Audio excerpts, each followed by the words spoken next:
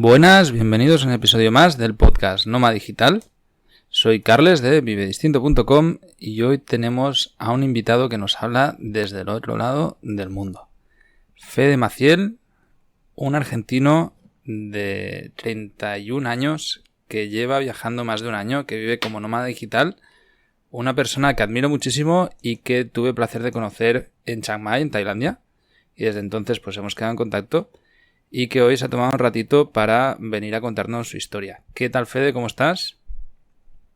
Hola Carles, ¿qué tal? ¿Qué tal? Bien, muy bien. Muchas gracias por el tiempo, acá la entrevista. Para mí un verdadero honor y un placer realmente estar en tu podcast. De hecho, déjame decirte que es el primero en el cual yo estoy y estoy como súper emocionado y contento. Así que muchísimas gracias ya por el tiempo y por el espacio. Eh, y bueno, ¿qué tal? ¿Cómo estás? Muy bien. Muchas gracias a ti. Bueno, vamos a contar nuestra historia un poco a la audiencia. Nosotros pues nos conocimos cuando el año pasado, que yo estuve en Tailandia, en Chiang Mai concretamente.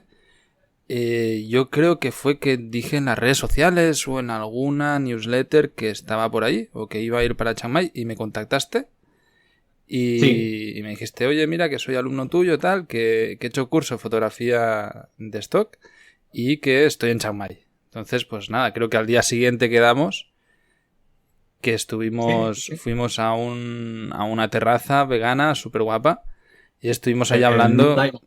¿Cómo se llama? Blue Diamond. Blue Diamond, sí, sí, es cierto. Mira, ahora me lo has recordado, es cierto.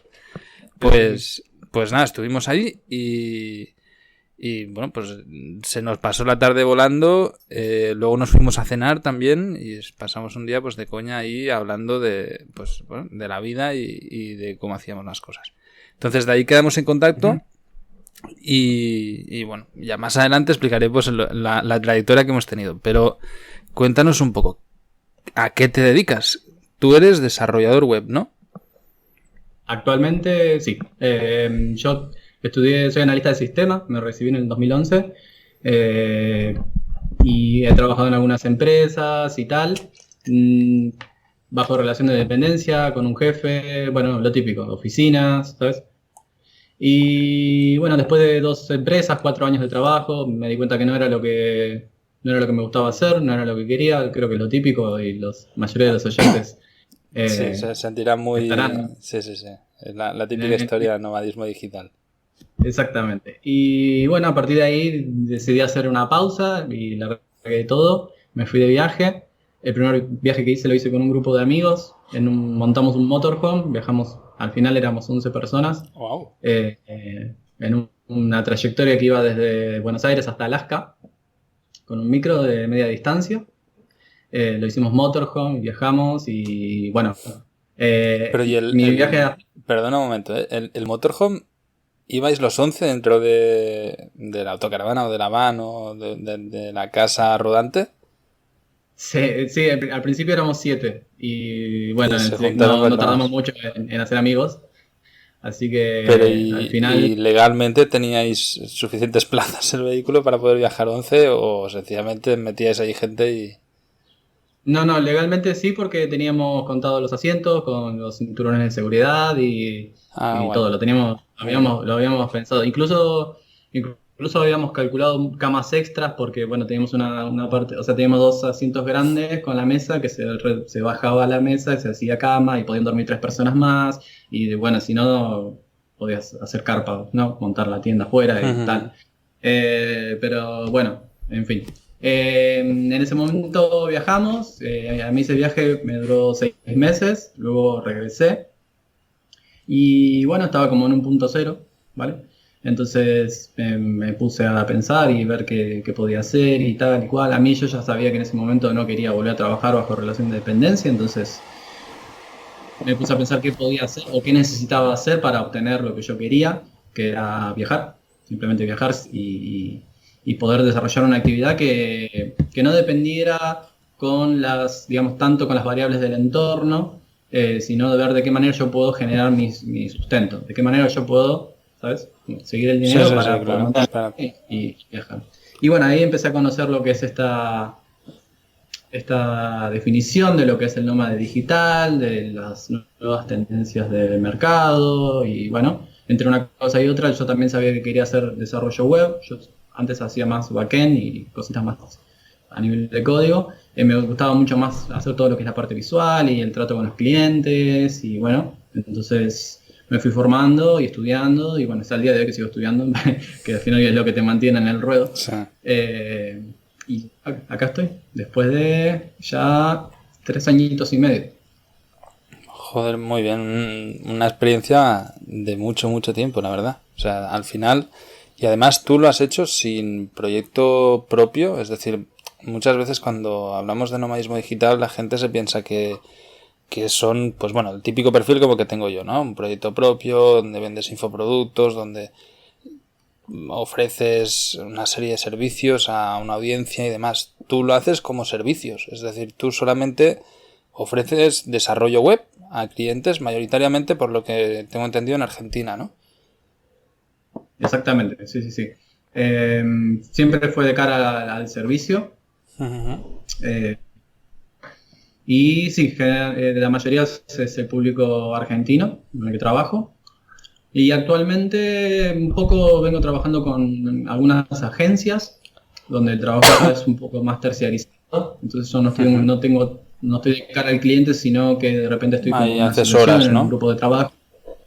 Claro, y hay tareas diarias, entonces tengo bastante distribuido esas secciones Sí. de trabajo. Eso es muy curioso porque realmente cuando estás viajando y vas conociendo pues a otros nómadas digitales, te das cuenta que la mayoría lo hacen así. O sea, la mayoría de gente que vive viajando y se gana vida por internet están trabajando. Yo recuerdo en Chiang Mai había muchísimos americanos que estaban dando clases de inglés a niños chinos por horas en plataformas de enseñanza online. Y vamos, es que había una colonia brutal. Seguro que tú conociste varios que se dedicaban a eso, porque no sé, habría 1000 o 2000 personas en ese plan, ¿no? En Chiang Mai. Sí, eso puntualmente que mencionás es de lo más común. Y es que pagan muy bien y se gana muy bien. Y además es que el trabajo es, entre comillas, sumamente sencillo, porque al final las clases son charlas que tenés con alguien y son charlas, ¿sabes? Como que tenés con alguien, son charlas guays, te la pasas bien. Y al final es como que no sientes el peso, ¿sabes? De lo que implica el fantasma de la palabra trabajar, sino que al final estás teniendo una charla amigable con alguien y encima te están pagando, ¿sabes? Y decir, bueno, guay. Y por lo que estuve viendo y lo que me enteré del tema, trabajando 2 horas, teniendo 1 o 2 entrevistas diarias, ya la verdad es que se hacen un sueldo muy, muy bien. Yo por lo lo estoy indagando bastante, se sacan $25 la hora cuando está bien pagado, entre 18 y 25 más o menos. Pero claro, en sudeste asiático eso es mucho dinero, porque al final si trabajas 20 días al mes, te pones en eso que dices tú, 2-3 horas diarias, pues te vas a un sueldo de $2000 y ahí es muchísimo dinero. O sea, en sudeste asiático es muy barato. Bueno, dinos, ¿dónde estás hablándonos? Desde Bali, ¿no? Indonesia. Ahora estoy en Bali, en Ubud, en el centro de la isla, digamos. Uh-huh. ¿Y cuánto tiempo llevas aquí en la isla? Estoy camino al 4.º mes, transitando el 4.º mes y planeo quedarme 2 meses más. O sea, vas a haber pasado medio año en Bali. Desde que llegaste al sudeste asiático, Sí. que llegaste desde Argentina a Tailandia, ¿en qué países has vivido? Estuve en Tailandia, conocí Camboya, Vietnam, Malasia, Indonesia y Singapur. Y Singapur. Hostia, curioso Singapur. ¿Y en Singapur llegaste a vivir o solamente de paso? En Singapur tengo entendido que no es tan barato, ¿no? No, solamente he ido 2 días para hacer lo que se dice Visa visa run, runs, ¿no? Claro. que es cuando salís, volvés a entrar para renovar la visa. Lo he hecho, lo que pasa es que acá en Indonesia tiene 3 tipos de visas, ¿vale? Para poder estar si no sos del país. Una es de 30 días gratuita, pero luego tienes que ir. La otra son 2 meses, la cual tienes que hacer un trámite en el medio y luego te tienes que ir sí o sí. Y yo vengo haciendo esa, entonces cada 2 meses tengo que salir del país. De hecho, la semana que viene tengo un vuelo para volver a entrar otros 2 meses. Y luego tienes una de 6 meses, que al final, si sabes que te vas a quedar mucho tiempo y te merece la pena, y tal, ¿no? te conviene. Claro. Claro. Yo, porque era la primera vez que venía para acá, ni siquiera sabía, no conocía el país, ni siquiera sabía que me iba a gustar o qué. Y bueno, al final me encantó. Pero es que no lo iba a saber nunca, así que... Claro. Esto, para audiencia que no está acostumbrada a este tipo de cosas, creo que es muy interesante. O sea, normalmente, sobre todo con pasaporte español, en la mayoría de países del sudeste asiático tienes 30 días apenas de visado y tienes que ir haciendo eso. O sea, al final, o tienes un... Cuando vives así en plan nómada digital, lo que tú decías de que llegas a un sitio sin saber si te vas a quedar aquí o si no, ¿sabes? Si te va a gustar, conoces y dices, vale, me gusta, me quedo una temporada. Y también yo estoy seguro que cuando tú llegaste a Bali no sabías si querías quedarte 6 meses o 2 o 15 días. O sea, al final es como... Voy a probar si me gusta este sitio, conoces gente, haces un poco de vida, ves si hay servicios que te interesan, si es todo asequible y acorde a lo que tú buscas, y decides de quedarte, ¿no? Entonces el tema de Visa Runs es como algo muy de tu día a día. O sea, tú siempre tienes que estar calculando el tiempo de visado que tienes y la manera más barata y cómoda de poder prolongarlo cuando te interese, ¿no? En el caso de sudeste asiático, ¿qué lo haces todo? ¿Con Air Asia? Depende, yo uso mucho Skyscanner y ahí voy comparando. Hasta el momento vengo comparando, también ahora está Google Flights, pero la verdad es que los resultados que obtengo en Google Flights siempre son más caros y lo uso como punto de comparación. Y bueno, Skyscanner al final te va diciendo cuál es el más barato o cuál tiene el mejor tiempo. Muchas veces el más barato no es el mejor, entonces eso lo vas comparando. Pero tú cómo lo haces, sí. buscas, o sea, por ejemplo, ahora que vas a hacer un Visa Run, la semana que viene, ¿a dónde te vas? Voy a Kuala Lumpur, A 2 días y vuelvo. Vale. Sí, ¿Y querías ir a Kuala Lumpur o sencillamente buscaste un buen billete barato en las fechas que tú querías y te da un poco igual a dónde ir? Es decir, te podrías haber ido en lugar de Kuala Lumpur a, yo que sé, a Delhi o a Bangkok.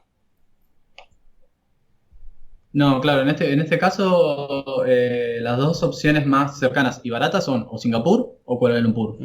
Puntualmente, en este caso, por la configuración que se dio, salía mismo ir a Singapur que Kuala Lumpur. Y a Singapur ya había ido la vez anterior y es un poco más caro, entonces la verdad es que ahora no me apetecía.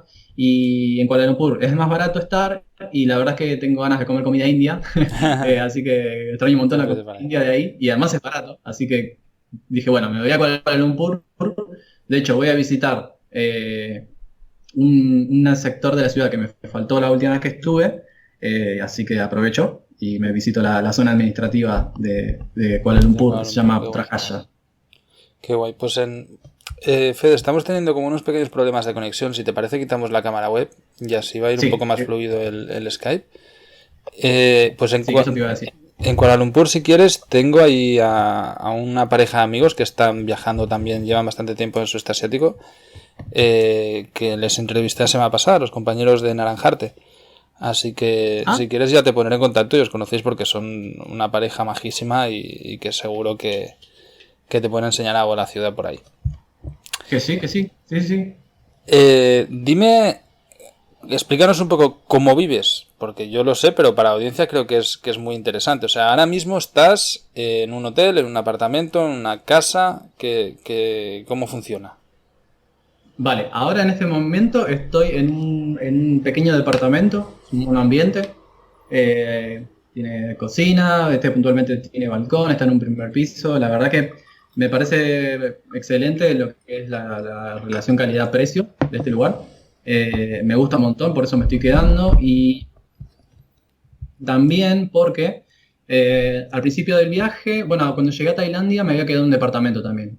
Luego estuve viajando por Tailandia y cuando estás viajando, a ver, yo necesito bastante horas al día para trabajar, ¿vale? sea, mientras viajo también estoy trabajando. Es el concepto del nómada digital.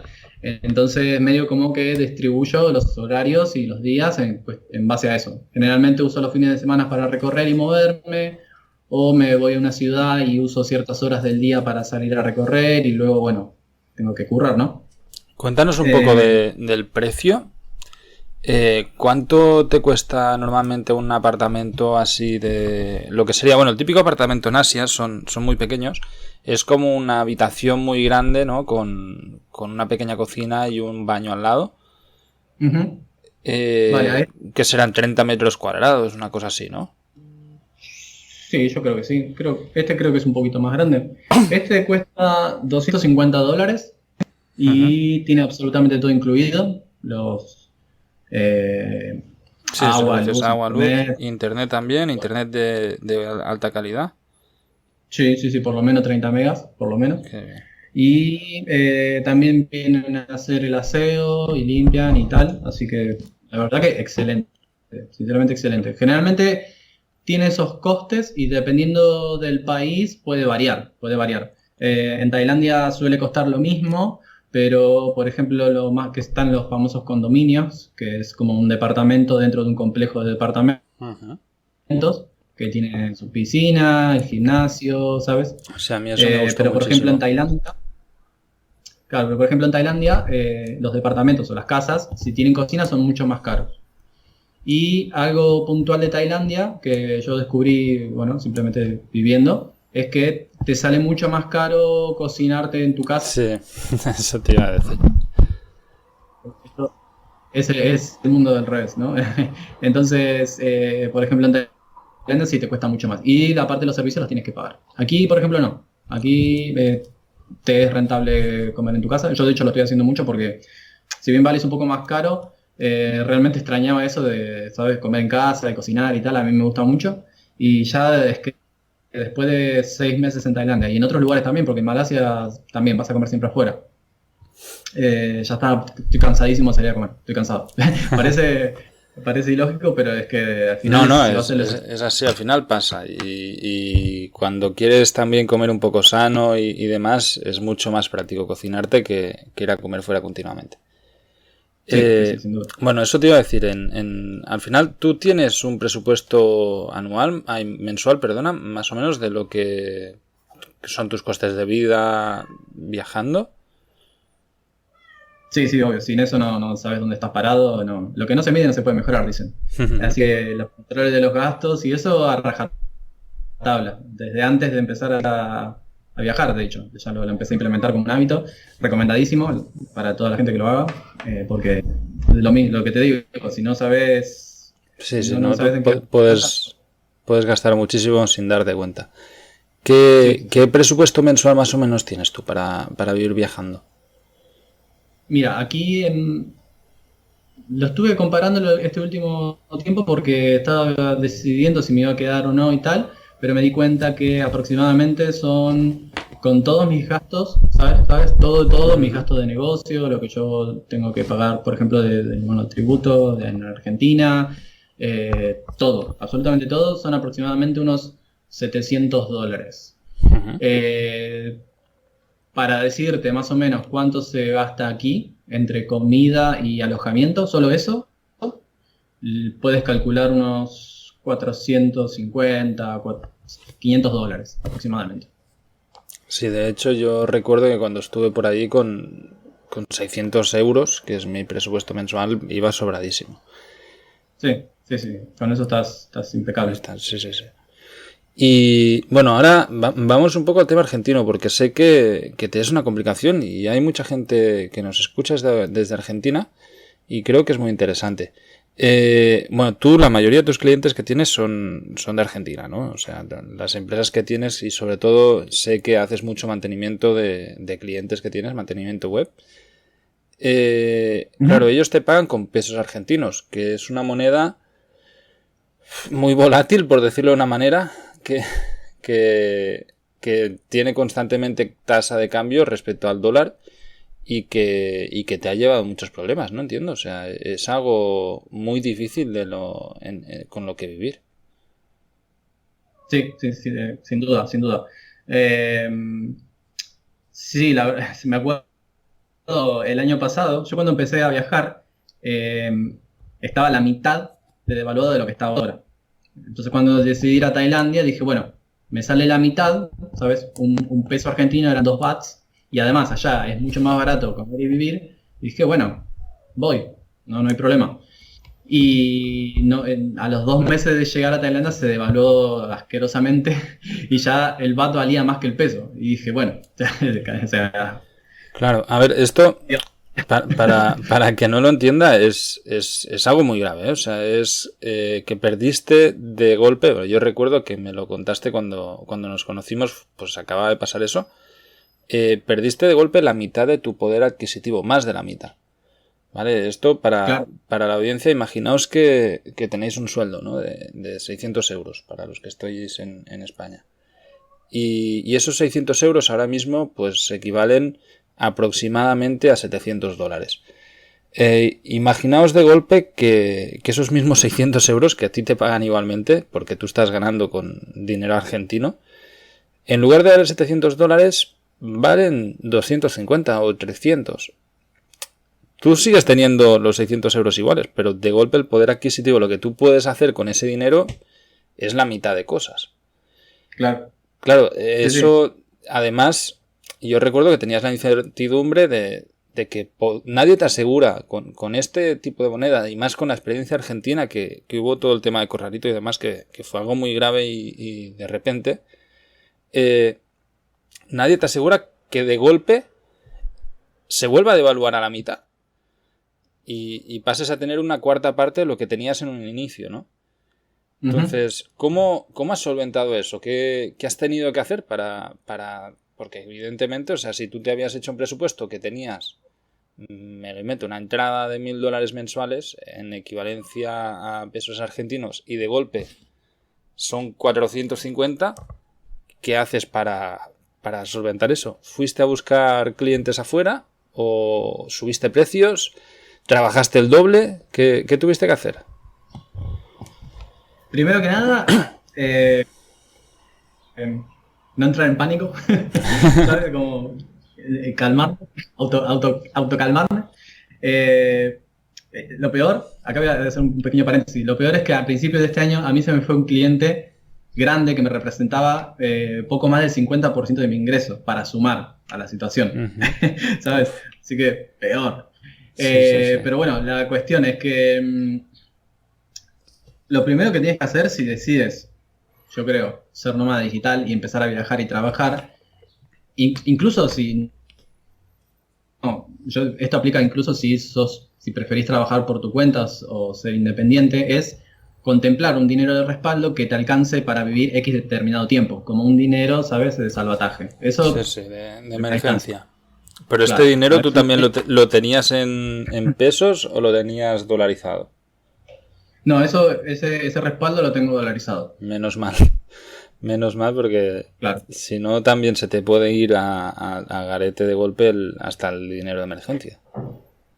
No, claro, sí, eso clave, ¿viste? Entonces, eso de alguna manera, por más que sepas que está yendo todo fatal, de alguna manera te da un poco de aire y hace que no entres en pánico y bueno, seas un poco más cuerdo a la hora de tomar decisiones. Así que es súper importante.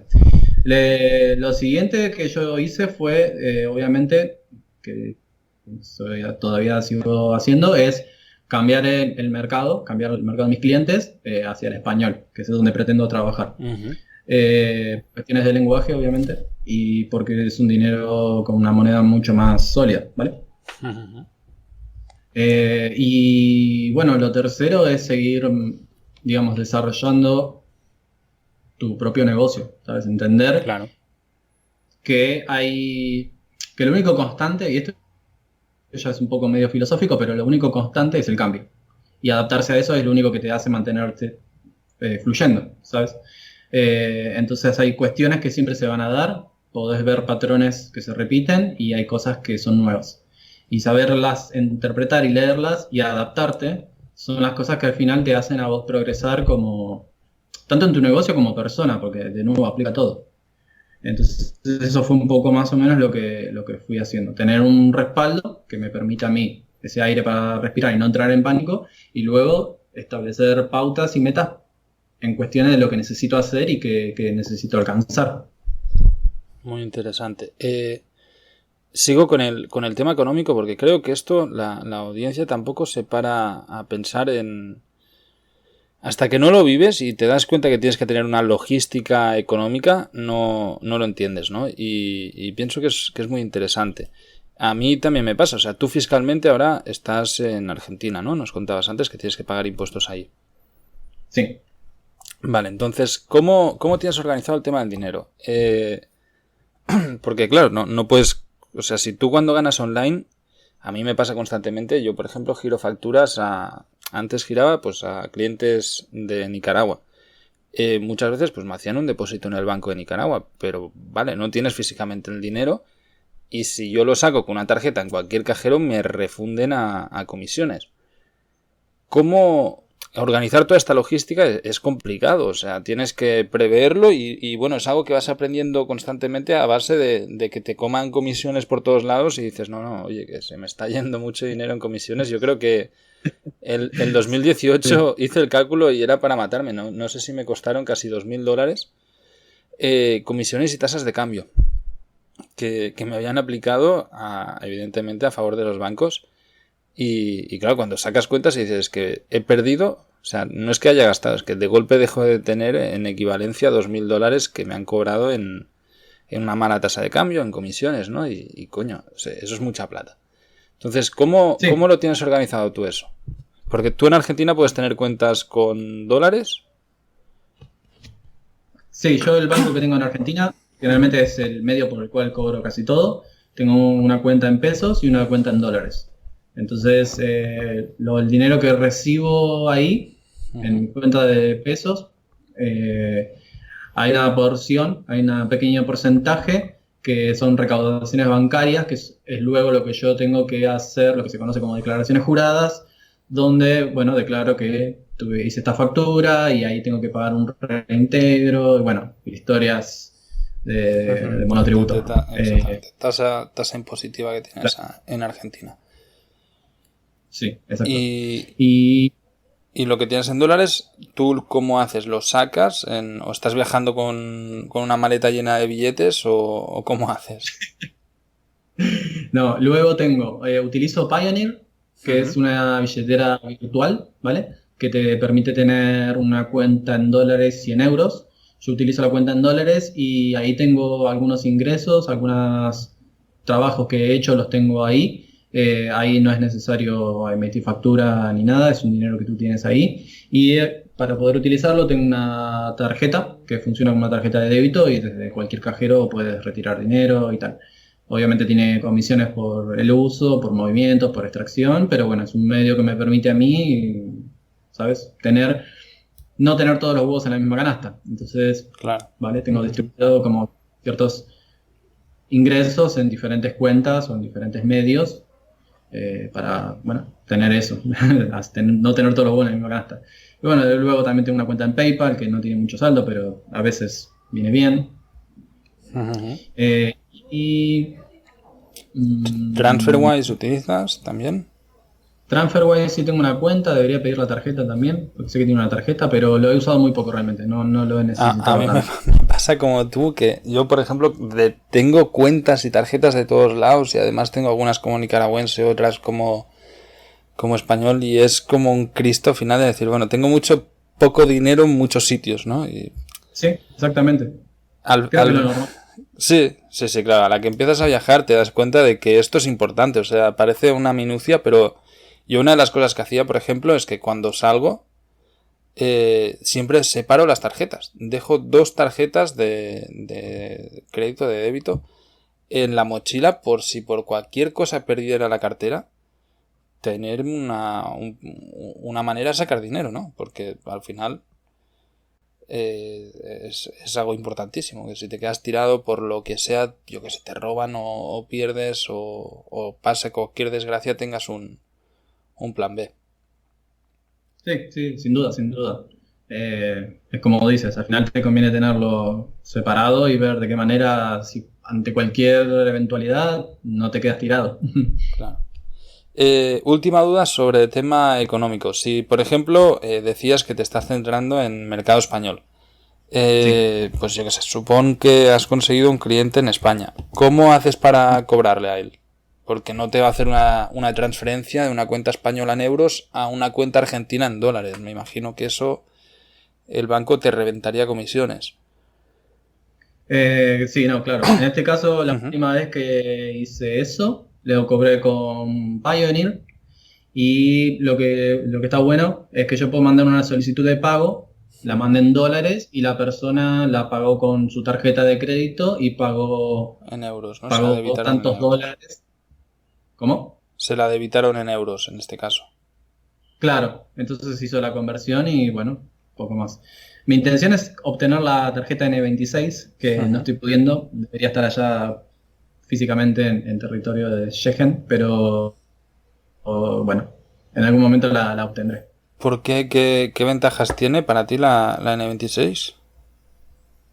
Mira, hasta el momento, por casi todos los nómadas digitales y personas no nómades me la mencionan y hablan mucho sobre ella. Y tiene muchas ventajas, entre ellas, ahora tiene muchísimos planes y subplanes, incluso tiene un plan para nómadas digitales puntualmente. Y si pero si ya, por ejemplo, ¿no? Pasas al siguiente nivel, que creo que es Black, no me acuerdo ahora, Ujú. que pagas unos 5 euros por mes de mantenimiento y bueno, de todo, estás cubierto con un seguro médico que te cubre seguros de viaje. Entonces, Sí, tienes eso siempre va resuelto, por bien, sí, ejemplo. sí, sí. Claro, porque... Y Dime, dime, dime, dime. perdón. Ah, bueno, ¿tú tienes seguro de viaje, Fede? O sea, ¿tú vas asegurado viajando o vas por libre? En este momento no, porque se me venció hace muy poquito y lo debería renovar, pero la verdad es que yo dentro de ya poquito tiempo voy a volver para Buenos Aires, entonces dije, bueno, la verdad es que el seguro de viaje lo he sacado por un año. No aconsejo a nadie hacer esto que estoy haciendo, por favor. Lo he sacado por un año y lo he usado una sola vez porque me he enfermado de gripe y dije, bueno, voy a usarlo porque lo tengo, pero es que realmente ni hacía falta. Entonces dije, bueno, no sé, realmente algunos meses más no Sí, vale la pena, toca madera de que no pase nada. no va a pasar, Y ya, toco madera. exactamente. Y... No, a ver, yo también no recomiendo viajar sin seguro. Mira que es algo que he hecho yo por años, pero también he tenido la suerte que no me ha pasado nada. Pero la verdad es que cuando vas asegurado bueno, puedes confiar en que si te pasa cualquier historia vas mucho más tranquilo y alguien va a responder. Y sobre todo Sí, en países asiáticos donde muchas veces, o sea, si yo qué sé, te pasa cualquier desgracia, acabas en un hospital, te puede venir una factura importante. sí, eso sí, los hospitales y la medicina por estos lados es bastante cara, Sí, sí, sí. bastante O cara. sea, Y al final te va a venir tener un seguro médico que cubra eso, que vos pagarlo de tu bolsillo, que te va a doler más que la dolencia por la cual estás asistiendo. sí, sí, sí. O sea, yo sé de casos de por un mal choque en moto o cosas así, facturas de 15 20 mil dólares. Y eso sí, Sí, te puede joder mucho la vida, más que la pierna rota. Así que sí, sí, sí, sí. viajar Entonces, asegurado pues es lo recomendable. Bueno, cuéntanos, tú decidiste ir para el sudeste asiático y bueno, es evidente que te ha gustado porque has pasado más de un año allí. ¿Qué crees que es recomendable? Yo pienso que, por ejemplo, el sudeste asiático es un sitio muy fácil para viajar porque está todo muy preparado, sobre todo la cultura que hay de respeto hacia los demás y la seguridad que tienes de tú también que vienes de un país latinoamericano donde pues el tema seguridad bueno, es algo que es tu día a día, ¿no? O sea, no hay mucha seguridad en la calle, tienes que estar siempre pensando en que es fácil que te roben y qué tipo de manera de vida has encontrado en el sudeste asiático, qué cambio has visto respecto a eso. bueno, es un tema lindo el que mencionas. Realmente es que a mí me ha encantado. Yo la verdad que no, el choque cultural que he tenido fue brutal. Es algo que lo recomiendo a todo el mundo que experimente porque es hermoso al final, ¿eh? Pero sí, es como dices tú, yo vengo de un país donde la seguridad, el tema inseguridad es moneda corriente y es lo más típico escuchar que hay quien le han robado, que le han robado el auto o la moto, ¿sabes? Es lo más típico. Y es que aquí es todo lo contrario. Eso, es...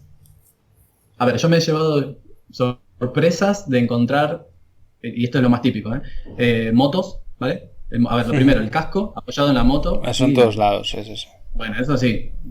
Por ejemplo, en mi país eso no lo puedes hacer porque te desaparece el casco, la moto, todo. He visto motos que tienen sus bolsas, sus compras o sus cosas ahí apoyadas también, ¿sabes? Como así, como estacionadas. He visto motos con la llave puesta, ¿sabes? Como, sí, bueno, chao. Y lo más típico es que los papeles de la moto y tal estén en el asiento. Entonces, si tenés la llave, la moto, o sea, esa moto si querés, ¿sabes? O sea, sí, te la puedes llevar y es tuya, sí. Sí, casi sin más. Pero hay como un nivel de respeto mucho más superior y para mí viene esto muy ligado sobre, bueno, la religión y el karma sobre todo. Y al final, yo todo eso lo traduzco en calidad de vida, ¿sabes? Porque no, ¿sabes? Vas tranquilo por la calle, vas de noche. He estado en Tailandia, o en Malasia, por ejemplo, en otros lugares también, de noche, en lugares, en calles que decís, uy, o sea, qué turbio, ¿sabes? O sea, que en mi país decís, no puedo estar acá, o sea, ya está, estoy regalado aquí. Y en estos lugares no, nada, o sea, nada. Sí, yo recuerdo que cuando llegué a Bangkok la primera vez, llegué de noche y me fui al centro, a una calle, yo qué sé, unas 5 o 6 calles de lo que es el centro más turístico, ¿no?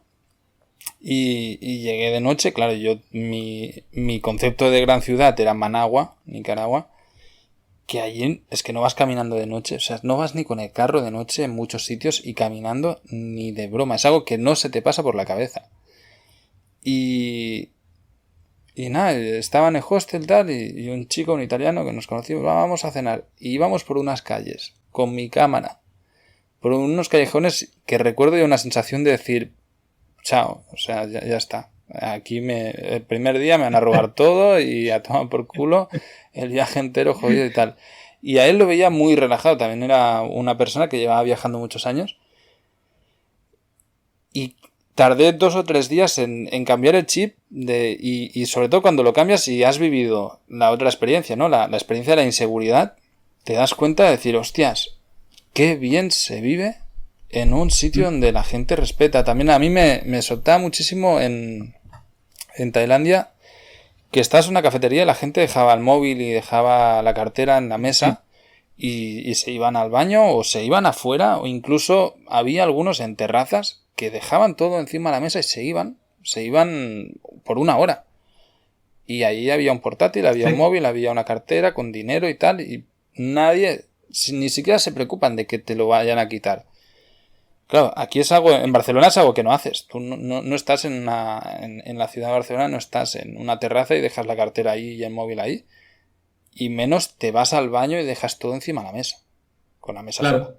Que ni de broma. Y claro, yo creo que esto, pues lo que tú dices, es un choque de cultura muy grande que te da una tranquilidad enorme a la hora de vivir y sobre todo cuando te das cuenta de que, hostia, que se ve muy bien. Y también te digo, cuando regreses a Argentina, te va a costar a Argentina volverte a adaptar a la situación de inseguridad constante, porque la habrá seguramente, ¿no? Y a mí me costó, cuando volví a Nicaragua, era decir, hostia, qué palo volver a pensar en un sitio donde me pueden estar robando, donde, pues yo que sé, a altas horas de la noche no caminas por una acera, sino que tienes que caminar por el medio de la calle, ¿no? Para vigilar que no tienes que ir con 1000 ojos. Claro, no, seguro, yo, lo tengo un poco asimilado la idea, pero no me hago la sensación, así que sé que va a ser fuerte también volver un poco a eso. Pero es lo que dices, ¿eh? Yo también he estado acá en Tailandia iba mucho a una cafetería que era para estudiantes puntualmente, o había muchos estudiantes, y todas las mesas repletas de tablet, de iPad, computadoras, teléfonos, y en Tailandia puntualmente generalmente los baños están fuera del edificio o en otro lugar, ¿vale? Entonces tú tienes que dejar el lugar, ir al baño y después volver. Y yo la verdad que ahí me la pasaba mirando tecnología abandonada en las mesas, ¿sabes? Y por horas y horas, y es que nadie tocaba nada, ¿sabes? Sí. No, la verdad Y es era que como, es wow. maravilloso vivir así, sí, joder. Es que así debería funcionar. El mundo funciona mucho mejor así, o sea, no tiene más. Y al final te das cuenta de que las cosas son por cultura. O sea, es la cultura lo que hace que la gente sea de una manera o de otra. Y Claro. la cultura asiática, o por lo menos de estos países que estamos mencionando, es una cultura del respeto hacia los demás como valor principal, ¿no? Y eso, joder, se agradece y se nota un montón. No, es que te la pasas muy a gusto. Yo la verdad es que no, o sea, no sé, yo no me había imaginado jamás un lugar así, jamás me había imaginado que esto era lo que yo iba a vivir. Y es que me encanta, que no ¿sabes? O sea, digo, no lo puedo creer y me encanta y quiero vivir así para siempre, porque o así deberíamos vivir todos en realidad. Y, y al final es que termina, que tienes una preocupación menos, ¿sabes? Y se vive mucho mejor, Sí, se es que vive se ve mucho mejor. mucho más tranquilo, sí. A ver, que por ahí de repente vas por la calle y la calle está sucia y por Tailandia es muy común ver ratas en la calle todo el tiempo y no sé, mil historias, pero es que te la pasas bien al final porque no estás preocupado por si te van a robar o lo que fuese, te da igual, el lugar es así, lo disfrutas porque es así y estás tranquilo y ya. Totalmente de acuerdo. Háblanos un poco de tu vida en particular, es decir, ¿qué te hace? Me imagino que tu intención de volver a Argentina, o lo que te hace volver a Argentina, pues es nostalgia, ¿no? De tu gente, de tu sitio. ¿Todo este tiempo has estado viajando solo? ¿Has viajado acompañado? ¿Has tenido pareja? ¿Cómo has funcionado en este aspecto? Sí, la verdad que empecé viajando solo, ¿vale? Ujú. Fue la primera vez que viajo solo, la primera vez que viajo tanto tiempo, la primera vez que viajo en carácter de nómada digital, la primera vez que viajo a un continente diferente, fueron como la primera vez muchas cosas. Ujú. Y Nueva vida, ¿no? Completo. todo totalmente diferente. Y muy a raíz también bueno, de este proyecto que yo decidí montar hace 3 años atrás y de formar. Este es el resultado de eso, así que yo la verdad que estoy súper contento y agradecido. La verdad que unos resultados excelentes también de haber apostado y dedicado a esto. Y con respecto al viaje, la mayoría del tiempo viajé solo. En algún momento también he viajado con una pareja, una chica que es diseñadora, también nómada digital, que viajamos y compartimos el viaje durante un tiempo. Eh, Ahora, también he viajado mucho a través de hostels, porque he estado más en movimiento y recorriendo ciudades. Ahí conoces un montón de gente, no precisamente nómadas digitales, gente que está viajando, gente que vive viajando prácticamente, o gente que está de vacaciones, o bueno, de todo tipo. Y, y ahora este último tiempo acá en Bali, bueno, estoy más quieto, estoy más tranquilo, estoy en la casita, estoy más centrado y enfocado en el trabajo porque está un poco más demandante y a veces se torna un poco complicado hacerlo todo. Y bueno, esto de volver viene a raíz de un poco de... cuando empecé no tenía planificado viajar tanto tiempo. Cuando a medida que fue avanzando dije, bueno, voy a llegar al año por la experiencia, ¿no? Para ver qué se siente viajar durante un año, para ver qué cosas hay detrás de todo eso, ¿no? Porque lo más típico es uno ve gente que viaja, que nos gusta viajar, que los Instagram, que no sé qué, pero ¿cuál es el lado B? ¿Sabes? ¿Cuál es la otra cara de la Claro. moneda de hacer eso tanto tiempo? Entonces yo quería la experiencia. Llegué al año y, y tenía ganas de seguir un poco más, así que dije, bueno, voy a extenderlo un poco más. Y ya después de este tiempo, ya estoy cansado un poco, ¿sabes? De viajar. Ujú. Me gustaría frenar un poco y bueno, obviamente extraño a mi familia, amigos, en el entorno de siempre. Y la verdad es que necesito frenar un poco y mirar para atrás, recapitular, ver qué fue todo lo aprendido, lo que yo tengo ahí para reflexionar y seguir viajando, obviamente. Y bueno, o sea, ¿y hay algo que fuera un detonante que te hiciese viajar o sencillamente fue una decisión tomada a conciencia y de mucho tiempo? Es decir, hubo un momento en que dijiste, mira, me ha pasado esto, yo qué sé, he perdido el trabajo o tal, voy a vivir viajando, o porque hay mucha gente que es así, que es impulsivo, o sea, que esa consecuencia es la reacción a un determinado momento y dices, pues me voy. ¿O fue algo muy meditado y paulatino y estudiado? Surge a raíz de dos cosas. Una viene desde los 9 años. Yo cuando cumplí 9 años, mi padre me compró un globo terráqueo. No sé cómo se dice, no sé cómo le dicen, Sí, pero sí, sí. sabe, ¿no? Sí, Vale. sí, una esfera de la Tierra. Sí, Claro. La representación del mundo y el cosito que gira y bueno. Y yo cuando vi eso, materialicé y entendí, ¿sabes? Como qué era el mundo, o sea, dónde estábamos, lo grande que era, como que vi todo el mundo, ¿sabes? Y dije, yo quiero viajar, yo quiero conocerlo todo, ¿sabes? Y a partir de, bueno, desde los 9 años como que se inculcó ese bicho del viaje, ¿no? De querer viajar siempre. Y lo segundo que sucedió, que detonó un poco el hecho de decir, bueno, voy a construir esto, voy a hacer esto, fue cuando volví de este viaje en motorhome, que habíamos vuelto de Brasil. En ese momento yo sentí que toqué fondo, por decirlo de alguna manera, porque, bueno, no tenía trabajo, el dinero que tenía, que había ahorrado en el viaje no era suficiente, justo había ascendido el actual presidente y ya la devaluación se hacía presente.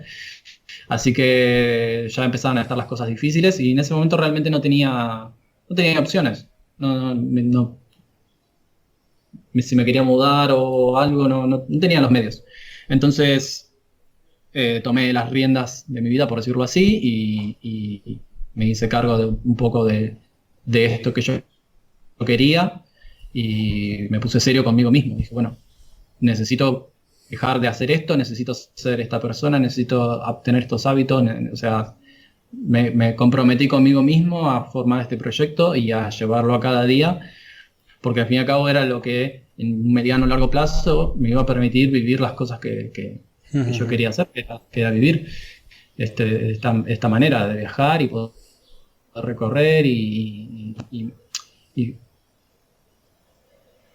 que yo decida, no esto de 15 días de vacaciones o un mes de vacaciones y volvés y seguís en el curro de siempre y tal, ¿sabes? O sea, realmente hacerlo a mi manera, como yo lo establezco.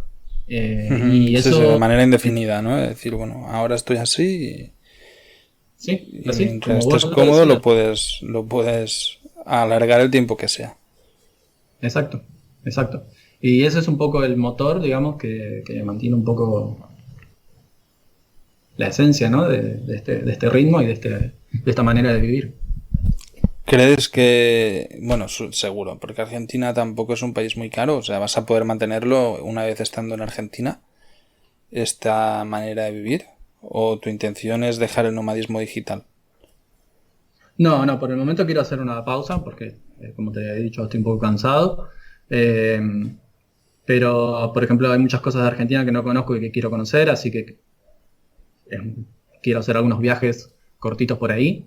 Y luego hay otros países de América Latina que tampoco no conozco y también quiero recorrer. Así que yo creo Pero que... siempre manteniendo tus ingresos a través de... por tus propios medios y a través de internet. Es decir, no, tu intención no es volver a Argentina y volver a trabajar en un trabajo normal y corriente. No, está claro. Yo... Ya es que ni siquiera lo cuando empecé a contemplas hacer esto, ¿no? No, ya lo tengo súper, esto está asumido y decidido, no, yo no vuelvo a trabajar bajo relación de dependencia, nunca más. Yo soy mi propio jefe y trabajo para mí, para mis proyectos, para lo que yo creo que es realmente importante aportar tiempo. No, esto está asumidísimo, o sea, ¿sabes? Así que sí, va a ser siempre bajo la esencia del nomadismo digital. Lo que sí tengo por ahora, viste que las cosas siempre cambian, pero lo que tengo por ahora establecido un poco más es que no quiero seguir haciendo viajes tan largos, así como un año y medio, sino que pretendo hacer viajes por ahí un poco más cortos, 2, 3 meses tal vez, eh, y volviendo, y sabes, Eh, un poco la reflexión de ahora. De luego las cosas, viste, siempre cambian, así que, qué sé yo. Muy interesante. Hostia, la verdad es que, Fede, yo recuerdo la conversación que tuvimos a inicios de, o sea, a inicios de mi viaje y del tuyo también. Y me gusta mucho ver la evolución que has hecho has asentado un proyecto. Es decir, yo recuerdo que cuando nos conocíamos estabas un poco en el momento de, hostia, que necesito ampliar esto porque acaba de pasar también lo de la moneda y demás y estás con un poco de sofoco y ahora te veo con una paz interior enorme y con las ideas súper claras de qué es lo que quieres, que me alegro muchísimo por ello. Bueno, de allí, de nuestro encuentro, empezó pues una colaboración y bueno, al final se tradujo en uno de los proyectos que llevo, que es el proyecto Tío Antonio. Tú nos has hecho la página web de tioantonio.org. El que quiera ver cómo trabaja Fede, pues lo puede ver ahí, es tioantonio.org. La verdad es que ha quedado guapísima, ahora estamos haciendo la versión en inglés. Y bueno, y va a ser la manera pues que estamos ayudando a la ONG o a la fundación para sacar a cabo el proyecto, ¿no? Cuéntanos un poco de tu parte laboral. ¿Qué es lo que puedes ofrecer? Sé que te has especializado en un nicho muy concreto de desarrollo web. Bueno, cuéntanos un poquito cómo funciona, qué es la idea que llevas y qué es lo que puedes ofrecer a alguien que quiera contratarte.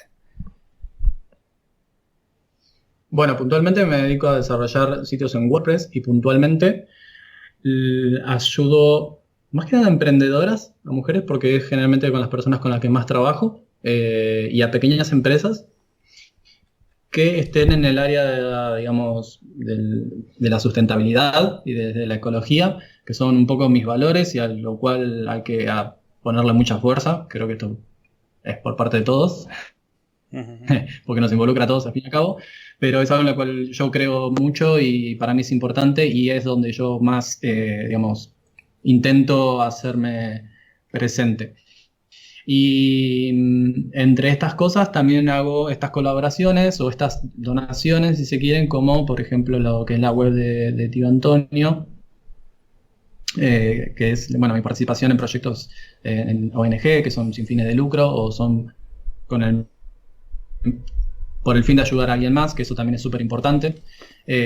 Así que también tengo proyectos en los cuales dono mi trabajo a este tipo de propuestas.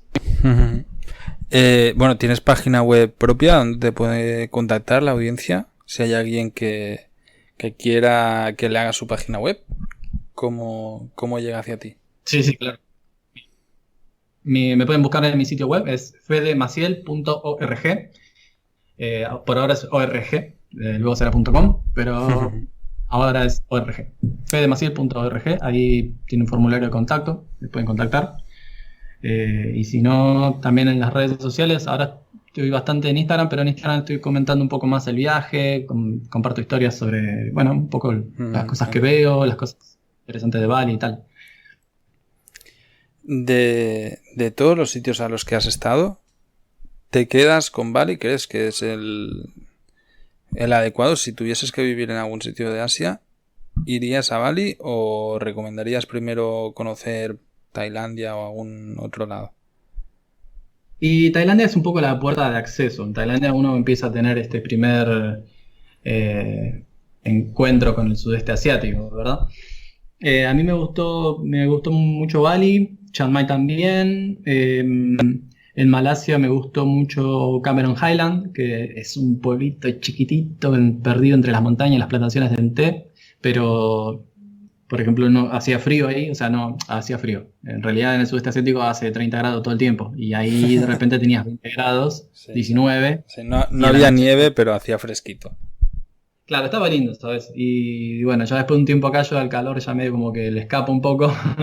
Entonces, prefiero estos lugares que son más cálidos, un poquito más frescos y de repente te permiten vivir no encerrado abajo de un aire acondicionado. Pero bueno, sin duda sí, recomiendo Tailandia. Eh, Camboya a mí me gustó. A mí la verdad que de lo que recorrí me gustó todo, casi todo, te diría. Es que al final son tan distintos, encontrás tantas cosas que, no sé, mira, lo que recuerdo ahora que de repente fue algo que me sofocó mucho, fue la cantidad, el tráfico y la cantidad de motos que hay en Vietnam, en Ho Chi Minh, sobre todo, en el sur. Eso fue algo que de repente me sofocó, ¿sabes? Pero como algo negativo que le puedo llegar a encontrar ahora en los lugares que visité, pero luego es que en todos encontrás algo que es alucinante, ¿sabes? Y al final te termina gustando mucho. ¿Tuviste, eso te iba a preguntar, alguna mala experiencia durante este viaje? ¿Has tenido algún momento de decir, hostias, qué mal esto? ¿O siempre han sido todo muy positivo? Lo primero negativo que me pasó fue apenas llegar a Tailandia, apenas llegar a Bangkok, yo después tenía otro vuelo hacia Chiang Mai, tenía una escala ahí. Ni bien pisar Tailandia, me perdieron el equipaje. Así que me llegó, lo recuperé 4 días después, me lo mandaron a Chiang Mai. Eso fue como algo negativo. Luego, a ver, otra experiencia negativa, esto es chistoso igual. Yo saqué la licencia de conducir moto en Tailandia. No recuerdo, sí. Claro, y a ver, que no es necesario porque en ningún lugar te las piden ni tal, pero justo en Chiang Mai sí hay controles policiales y yo como estaba ahí, dije, bueno, me lo saco, ya está. Y el día que estaba yendo a buscar la licencia, me paró la policía y tuve que pagar una multa. Justo el mismo día. Sí, yo recuerdo, yo en Chiang Mai, y eso es algo que no recomiendo que haga nadie, pero me fugué 2 veces de la policía. Porque realmente es que veías que iba en moto, que iban a la caza del turista, o sea, era muy exagerado, se ponían un montón de patrullas ahí y les importa una mierda si tienes una licencia internacional o no, se inventan lo que sea para sacarte dinero. Y que tampoco, luego lo pensé, dije, me he buscado un problema que podría haber sido mucho mayor, porque si no recuerdo mal la multa eran 300 bahts o algo así, o sea, son 10 euros.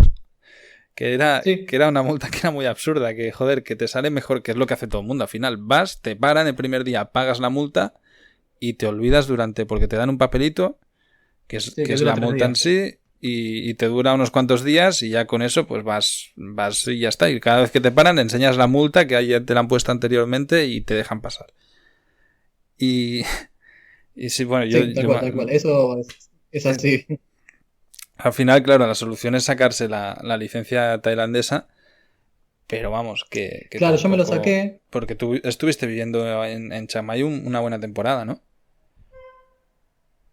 Estuve un mes cuando llegué, luego estuve recorriendo Tailandia, le di una vuelta y al final yo estuve 6 meses en Tailandia. Y el último mes me quedé un mes en Chiang Mai otra vez. Porque tú, si no recuerdo mal, el visado en Tailandia para los argentinos es de 3 meses, ¿no? Son 90 días.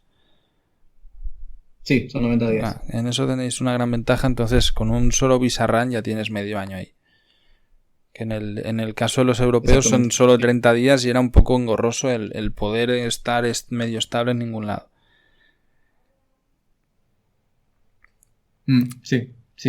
Y en Malasia también son 90 días para los argentinos. Hostia, entonces, claro, de repente si quieres puedes estar entre Malasia y Tailandia un año entero. Sí, claro, puedes hacer 3 meses en un sitio, 3 en el otro, vas turnándote y es ilimitado, claro. Puedes estar muchísimo tiempo sin ningún problema. ¿Y dónde fue que terminaste en el hospital por gripe? ¿En qué país estabas? Cuando había llegado a Vietnam, yo fui a Vietnam entre Navidad y Año Nuevo. Y bueno, me enfermé, tuve gripe y al final estaba muy cerca de Año Nuevo. Yo ya los últimos días ya me sentía con fiebre y dije, bueno, tengo el seguro médico, lo voy a utilizar porque no lo había usado para nada. Lo voy a pedir, voy al médico. Y bueno, fui a una clínica, me atendieron, me acuerdo que había costado muchísimo, igual no era precisamente la clínica más barata, era a todo trapo. Y no sé, me acuerdo que me hicieron estudio y análisis hasta de todo, de los mocos, de todo. Me dieron los medicamentos, absolutamente todo, pero me acuerdo que había costado arriba de $300 todo eso. Y bueno, como tenía el seguro y tal, lo tenía cubierto. Y bueno, me imagino que si fuiste a una clínica lujosa, pues el trato fue bueno y estuviste muy bien, ¿no? Sí, sí, sí, sin duda. De lujo, de lujo.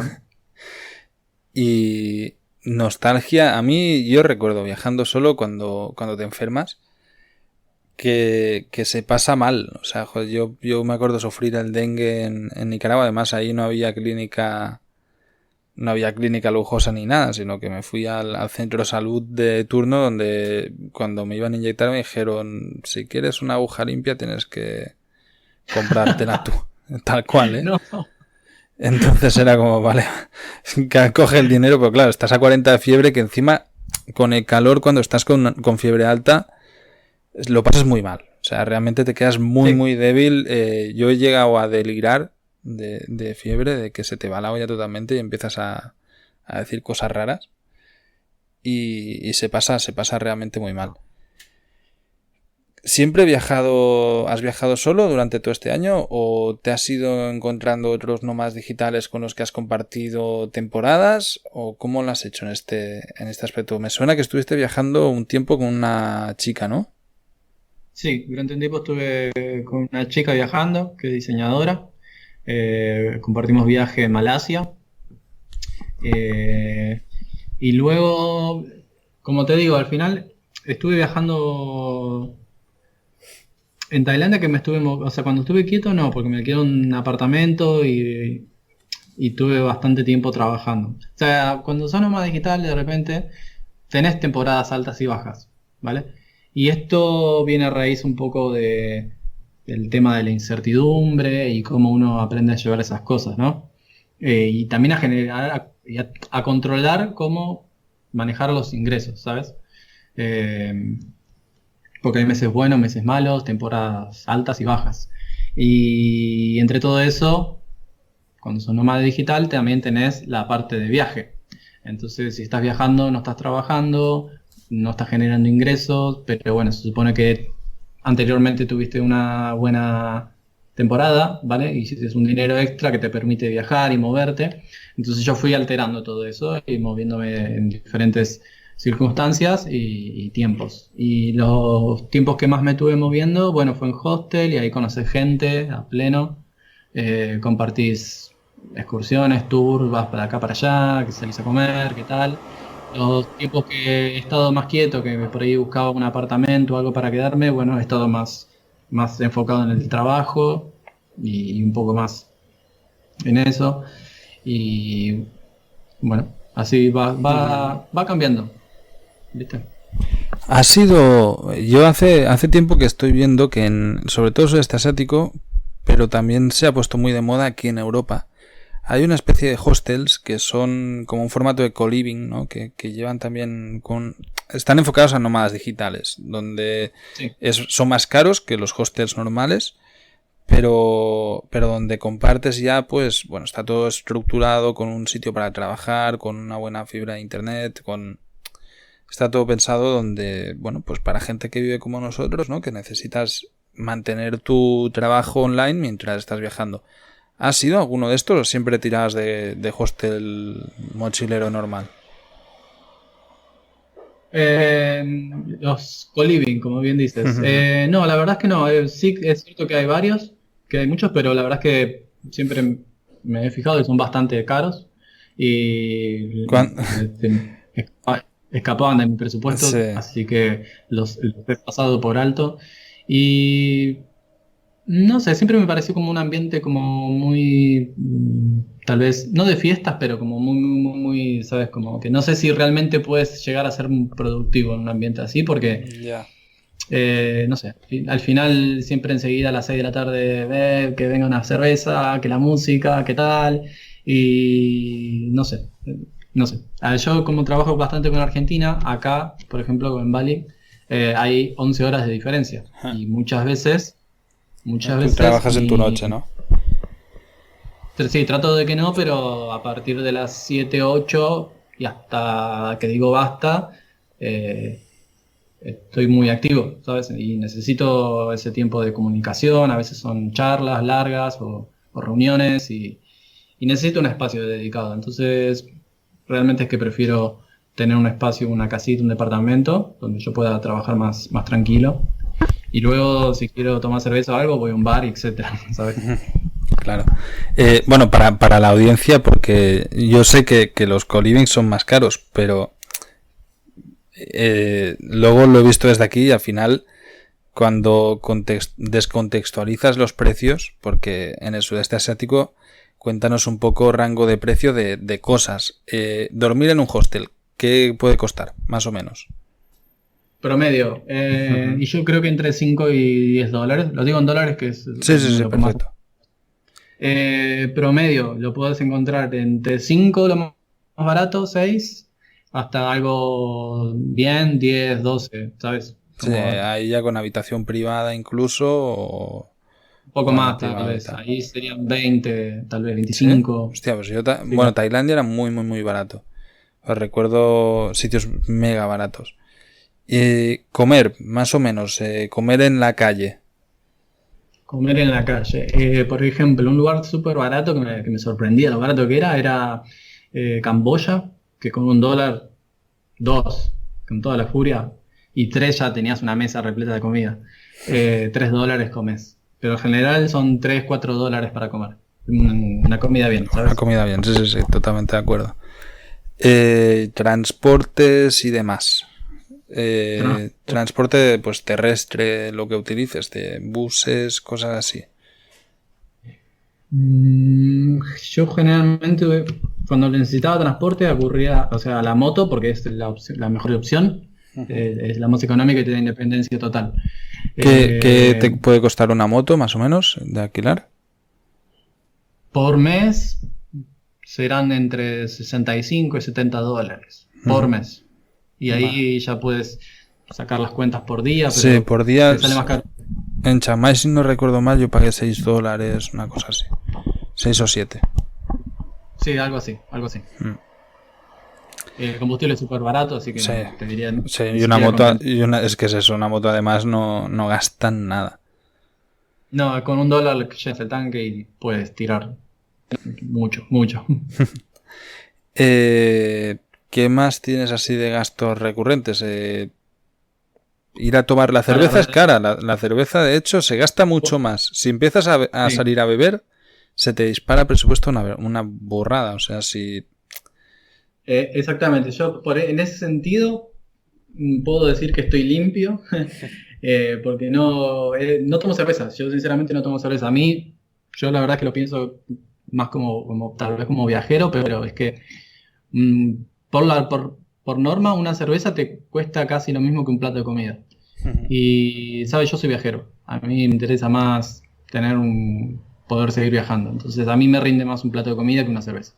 Y además la cerveza sinceramente no está tan buena, no es tan rica como por ejemplo una cerveza artesanal, una tirada, que en Argentina se ha puesto muy de moda y yo la verdad que los últimos 2, 3 años, antes de salir de viaje, en Argentina hizo un boom y estaba lleno de bares con cervezas así, artesanales, tiradas, son muy, muy ricas.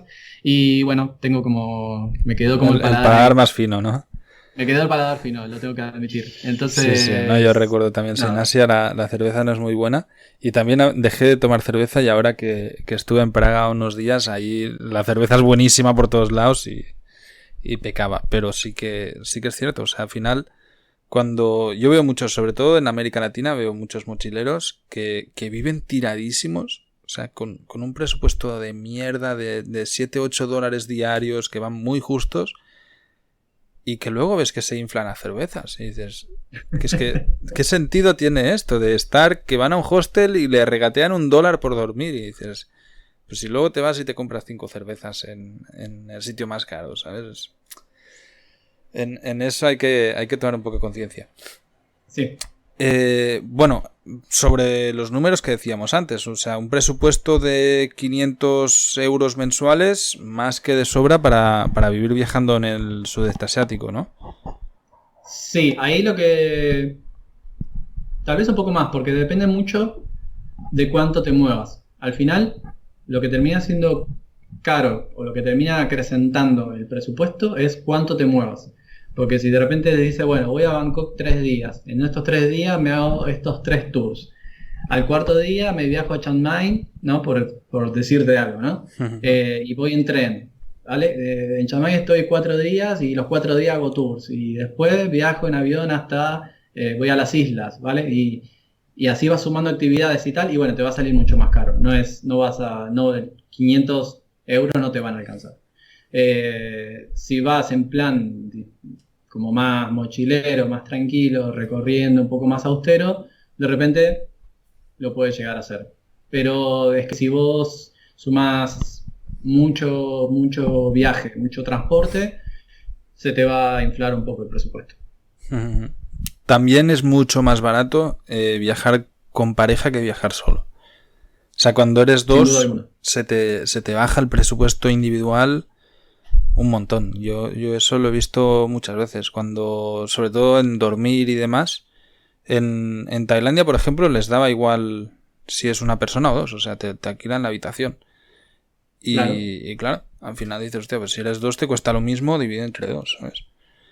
No, es que al final te termina costando, te cuesta más barato. Y además obtienes por ahí una habitación privada, obtienes otros beneficios, y te sale más barato que durmiendo en un hostel, ¿sabes? Vos solo. Sí, sí, sí. Entonces, sí, sin duda alguna, viajar de a dos y compartir gastos es súper barato. Es lo que más conviene.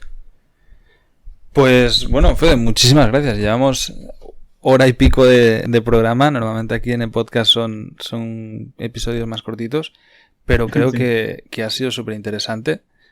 Y bueno, pues un ejemplo más de que al final es lanzarse y es tener la actitud, yo creo, de decir, yo quiero esto, quiero vivir así, voy a hacer lo que haga falta para vivir así y no dudar en que lo vas a conseguir. Sí, sin lugar a dudas. Sin lugar a dudas es un poco... es un poco eso.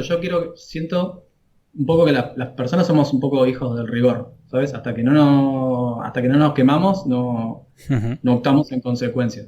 Y a mí lo que me impulsó a todo esto fue haber sentido que toqué fondo, ¿vale? Que sentir que tenía un impedimento monetario que no me gustó para nada y decidí actuar en consecuencia. Y al final un poco es seguir esos pasos, ¿no? Yo, de alguna manera, esto es una reflexión mía, pero lo he segmentado en 5 pasos, que si quieres te los comparto. Sí, sí. Para que lo escuchen. Yo creo que lo primero es aceptar que tenés una incomodidad o un dolor que querés solventar, que al final es el primer paso y el motor que lleva a la solución del mismo, irónicamente. La segunda es preguntarse cómo resolverlo, ¿sabes? Sí. Ponerte a pensar, decir, ¿qué necesitas hacer para resolverlo? ¿Qué necesito hacer para lograr esto? Porque eso, además, de alguna manera, hackea el cerebro, el inconsciente, lo pone a trabajar en busca de esa respuesta. Es obvio que no lo vas a resolver en una tarde o en 10 minutos, pero incluso durmiendo, que el cerebro funciona cuando estamos durmiendo, genera, ¿sabes?, opciones o posibilidades de resolución de eso, porque lo tenés presente. Lo tercero es hacer, ponerte en acción, hacelo, intentalo, no dejes de hacerlo, porque es lo que te va a sacar del lugar donde estás. Yo creo que lo cuarto sería fracasar y equivocarse. Hay que equivocarse, es parte del éxito, dicen muchos oradores. Mientras más fracases, mejor, porque vas a saber de qué manera no lograrlo y más cerca vas a estar de conseguirlo. Y lo quinto para mí es ser constante y perseverante y paciente. Y básicamente son los pasos que he hecho y seguido para estar aquí hoy hablando contigo. Así que creo que está bueno como como... Sí. En tu casa, yo mientras ibas diciendo los pasos, o sea, tú, el primer paso que tuviste, digamos, la reflexión, tu punto de dolor fue, se ha encargado económicamente el país, no puedo vivir en Argentina ahora porque no puedo pagarme nada, ¿no? Porque la moneda quebró. Ujú. Entonces, claro, ahí la reflexión es, vale, tengo que cambiar esto y la única salida es salir de Argentina, no tenías otro, o ganar dinero de fuera, ¿no? Bueno, tenías varias, evidentemente hay alternativas, pero a partir de ahí tu subconsciente era, vale, voy a tratar de viajar, que es lo que quiero hacer, y buscar las herramientas para poder vivir viajando, ¿no? Sí. Brutal. Ahí en Pues, eso... última pregunta, Fede. ¿Con qué equipaje llevas? ¿Con qué vives tú? ¿Una mochila de 50 Pues, litros? ¿Una de 70? ¿Otra mochila pequeña con el portátil, me imagino? ¿Qué es sí. lo que necesitas para vivir? Y... Pues la verdad que después de un tiempo, ya de este añito, me di cuenta que tengo cosas que no, incluso no son necesarias. Tengo una mochila de 80 litros que no va llena, porque pesa bastante, generalmente pesa 18 kilos, un poco menos. Bueno, ropa, algunas cositas, ¿sabes? Acá en el sudeste hace calor, así que no se necesita mucho. Y luego sí tengo la mochila tecnológica, donde tengo, bueno, el portátil, cosas, vale, de cargador, un mouse, algunas cosas de la documentación, tengo libretas para anotar, hacer anotaciones, bueno, diferentes cositas. Pero sí, son 2 mochilas, nada más. Que incluso me gustaría reducir, porque sí, está pesado, la verdad que pesa. Sí, claro. Bueno, a ver, tú tampoco no te mueves mucho, o sea... Supongo que cuando tienes que cargarlo, la gente que está viajando constantemente, yo lo pienso y digo, joder, ahí sí que empiezas a mirar de que estás siempre en movimiento y que cada 2 días vas cambiando de sitio, sí que tienes que mirar mucho qué es lo que cargas. Yo también soy como tú bastante de travel poco a poco, de viajar a un ritmo tranquilo, dejar la mochila grande en el sitio donde estás durmiendo y solo llevar la pequeña con el portátil, la cámara y poco más. Claro, sí, tal cual, tal cual. Igual eso es una configuración que vas armando en base al viaje que vas a hacer. Si sabes que vas al sudeste asiático y tienes un mes y medio y quieres recorrer 3 países, lo más probable es que te estés moviendo mucho. No te va a convenir llevarte una mochila explotada de cosas. Para nada, a tu espalda no le va a agradar. Y también, si sabes que vas a andar mucho por zonas rurales, no te vas a llevar una valija de estas con rueditas. Ah, no, eso seguro, sí. Entonces, un poco es planificar bien hacia dónde vas y en base a eso saber cuál es la mejor opción. Yo, por ejemplo, en algún momento tengo pensado ir para Europa y viajar por ahí y no me voy a llevar una mochila. Lo más probable es que agarre una de estas chiquitas con ruedita y tenga ahí alguna ropa y poco más, ¿sabes? Va a depender de dónde vas. Vale, perfecto. Bueno, pues yo creo que con esto podemos terminar la entrevista. A la audiencia que quiera ponerse en contacto contigo, pues ya sabe dónde encontrarte. Voy a poner los enlaces igualmente para que sea más fácil en las notas del programa. Y nada, muchísimas gracias por compartir esta experiencia con nosotros, Fede. La verdad es que ha sido súper interesante. Bueno, Carles, muchas gracias. Nosotros teníamos pendiente esta entrevista hace rato, que se hizo esperar, pero te digo, muchas gracias, de verdad, muchas gracias por la oportunidad, por el tiempo. Es mi primer podcast y estoy súper contento por eso también. Además, un podcast tuyo, para mí todo un honor. Así que muchas gracias, de verdad. Muchísimas gracias a ti por haber venido. Un abrazo y esta es tu casa. Cuando quieras puedes volver. Vale, muchas gracias. Un abrazo.